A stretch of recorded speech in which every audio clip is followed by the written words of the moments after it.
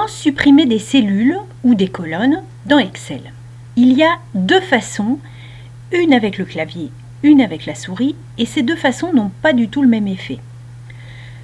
Première façon très soft, imaginons que je veuille supprimer le contenu de ces différentes cellules. Je sélectionne mes cellules et si j'appuie sur la case supprimer, sur la touche supprimer de mon clavier, cela aura pour simple effet d'effacer le contenu de mes cellules, mais les cellules demeurent à cet endroit. CTRL Z pour revenir à l'endroit précédent. Imaginons que je veuille supprimer l'ensemble des cellules. Je prends donc toute ma colonne, mais attention, si je supprime, ma colonne D reste en place. CTRL Z.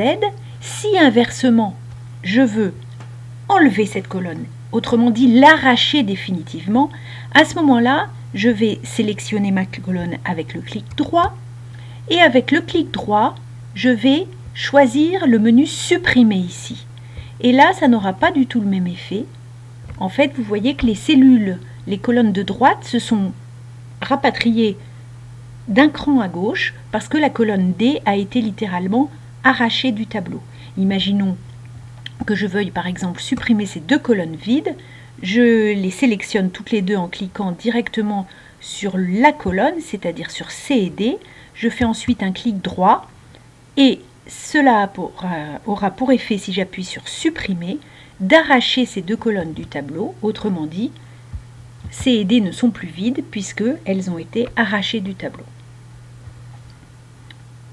Voici donc les deux actions pour supprimer. Avec le clavier, cela efface. Avec la souris, cela arrache la colonne ou la ligne ou la case du tableau.